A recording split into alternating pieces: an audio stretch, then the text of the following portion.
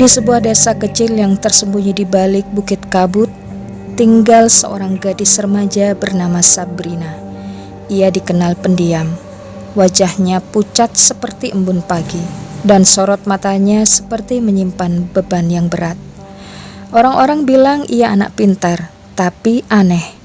Ia sering berbicara sendiri, bahkan kadang tertawa kecil saat menatap dinding kosong. Ibunya, Bu Rukmini, janda tua yang mengurus warung di pinggir jalan, selalu bilang, "Anakku cuma sedikit beda, tapi hatinya baik." Namun setelah malam tragis itu, tak ada yang lagi menyebut nama Sabrina dengan nada yang ringan. Malam itu hujan deras, badai petir menyambar langit seperti amarah dewa.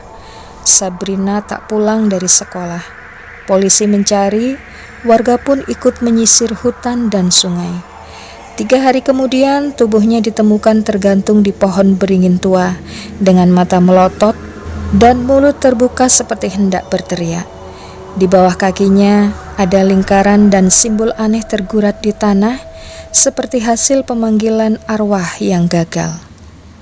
Tapi siapa yang melakukannya, dan siapa yang punya dendam?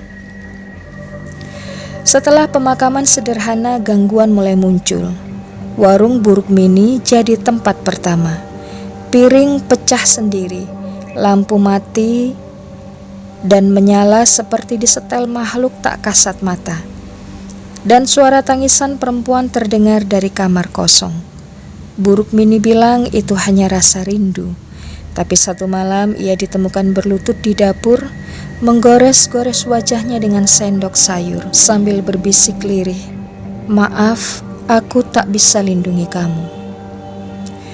Anak-anak desa mulai bermimpi buruk. Mereka melihat sosok perempuan berkepang panjang, mengenakan seragam sekolah, berdiri di ujung ranjang sambil mengelus-elus wajah mereka dengan tangan dingin. Pagi harinya anak-anak itu demam tinggi, menggigil dan tak bisa berhenti berkata, "Sabrina belum selesai." Salah satu anak, Rio namanya, sempat menggambar wajah, mata hitam bolong, mulut robek sampai ke pipi, dan darah mengalir dari telinga. Gambar itu kemudian terbakar sendiri saat ditaruh di meja sekolah. Ada yang bilang Sabrina bukan bunuh diri, katanya ia dikorbankan. 4 teman sekelasnya, anak orang kaya yang terkenal sok keren, menghilang satu persatu. Pertama, Rani ditemukan di kamar mandi sekolah dengan kepala terendam di kloset. Kedua, Dito, tubuhnya remuk seperti ditabrak truk padahal cuma sendirian di rumah.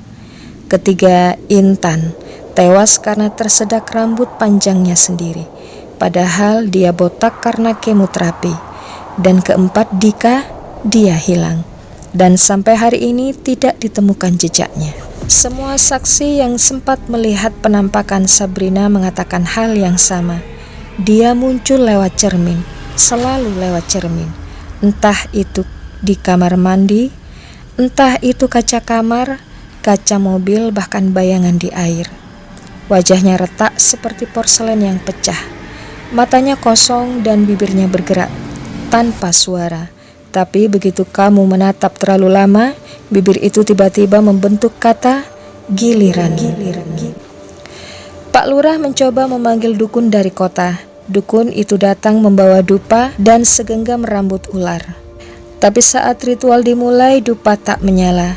Rambut ular berubah menjadi ulat hidup, dan sang dukun langsung muntah darah, lalu jatuh pingsan.